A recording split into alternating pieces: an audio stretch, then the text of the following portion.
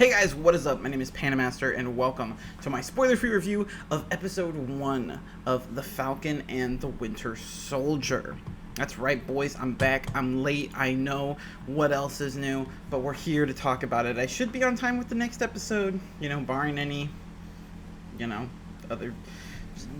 barring my life be not going to absolute crap for the 17th time this month. But yeah, I wanted to talk about this because I watched this right as it came out, like literally like a few minutes early actually, because I don't know if this is just something that nobody ever noticed or if it's just something they started doing now to help the servers or something, but the finale of WandaVision was like this, and this first episode was as well. They released a few minutes early, not much, like I said, like 5-10 minutes, nothing drastic, but I'm wondering if that's to help the servers or something. I don't know. I'm beginning to think it's done purposely now. But I watched it as it came out, and I really liked this. If I had to give it a score, I would give it an 8, maybe a high 8. I wouldn't say this is like absolutely amazing, but I think this is a really great start.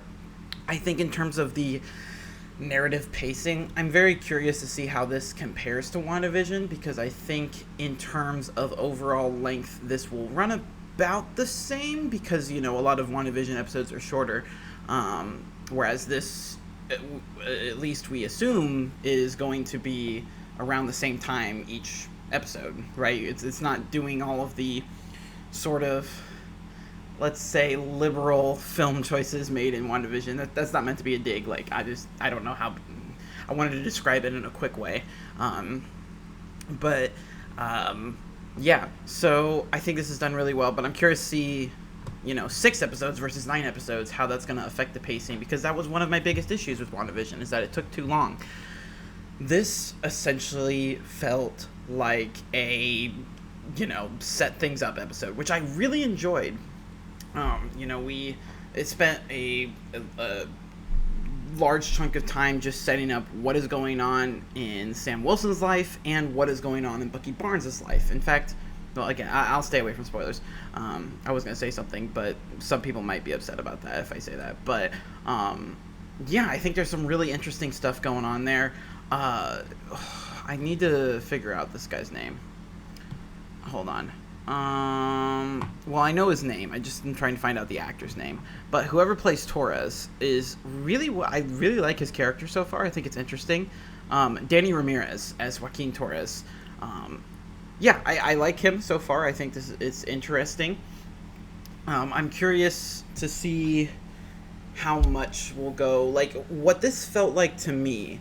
And, I'm by no means, I don't have any idea. This is just speculation, but it seemed to me like this episode was all about establishing where the characters are now, what's the problem they're facing, and, giving us some clues as to what's coming up this season. And I think that it's done really well.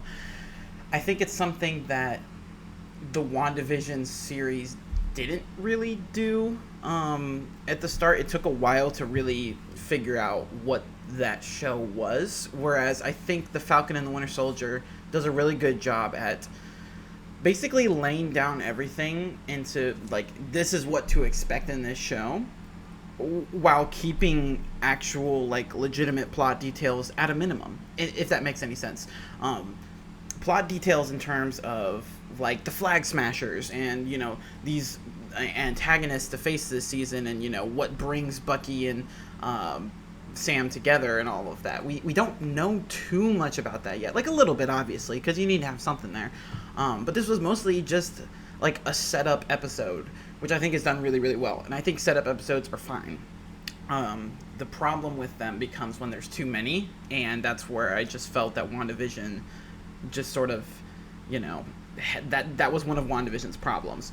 And so here, I think it's a great start. I think, it seems, due to the ending, that next episode will not be a setup episode, and we'll, see this whole thing happen. But I hope this is not, like, let me figure out how to explain this. I think WandaVision narrowly avoided this, but I think they were in danger of doing so, of being like the and this is no disrespect to them, but like those little prelude novels that they would release, I don't think they do. Actually, they might still do them.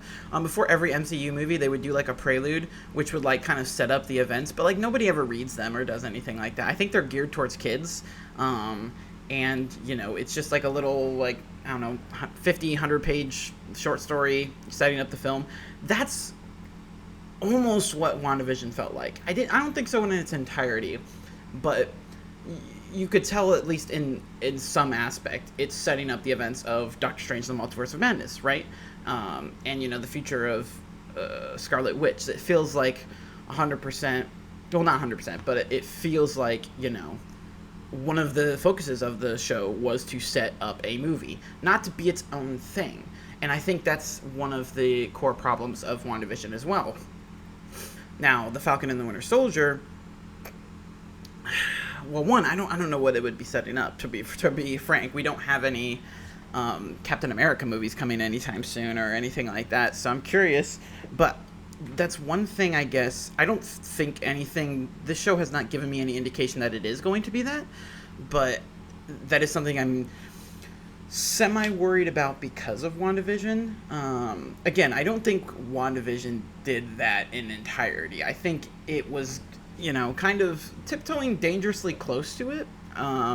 But yeah, I want these shows to be able to stand out on their own and be strong miniseries / full shows should they get renewed or something like that.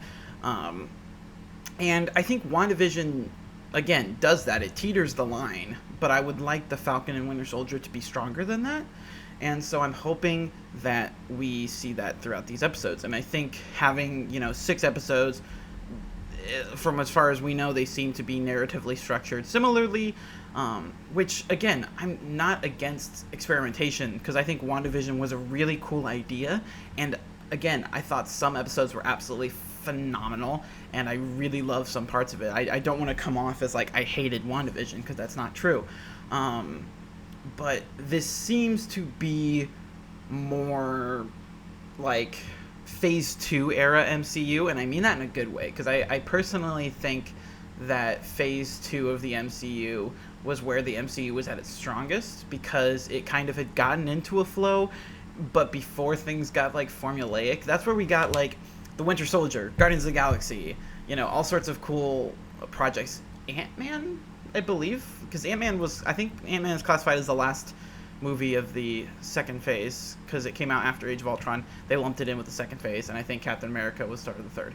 Maybe it was the first of the third. I don't remember, but I think there was a lot of cool experimentation in movies that we then saw further evolved with like Thor Ragnarok and, you know, other more outside the genre, the typical superhero genre stuff. But I think, you know, Phase 2 really solidified that, and that's what it feels like. Like, this show feels like Winter Soldier to me, and that's high praise, and I hope that it continues to feel that way for me, because I like this sort of like military thriller, like what's the one, is it Jack Ryan, the Tom Clancy thing that they have tried to turn into a media franchise over and over and over again, and it never seems to take off. But like different stuff like that, like a cool, you know, military thriller show, like 24-esque, or, you know, things like that. That's what this show feels like, but a superhero thing. And I think, you know, that's cool. I like that. And I think experimenting with genres is how the MCU can continue to thrive post-Endgame. We've gotten past like the big thing that everyone was waiting for, and you know, everybody is rightfully asking, okay, now what?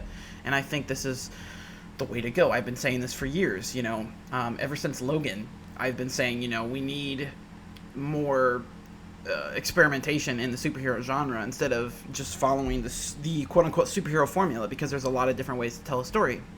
And I think WandaVision was one way that, again, it wasn't perfect, but it was experimenting with new genres. And while, again, I said this was like the Winter Soldier, they are experimenting with different genres in terms of it being a show in general. So I don't think we've ever seen, you know, a superhero show that is like a military tactical thriller type of thing. Maybe I'm wrong. I probably am. There's probably one from like the early 2000s that I'm not thinking of at all. But like, not too many at least. And so I think that the Falcon and the Winter Soldier has plenty of reason to exist, and I'm super excited. I really, really love Anthony Mackie and Sebastian Stan, so I'm really excited to see, their interactions and how this show evolves. But yeah, I think it was a great start. I'm really excited for more. I'm super pumped to watch the second episode. But let me know what you guys thought. Let me know down in the comments below. Like if you like this video, subscribe if you want to see more. And I'll see you guys next time for whatever it is I'm doing. Alright? See ya.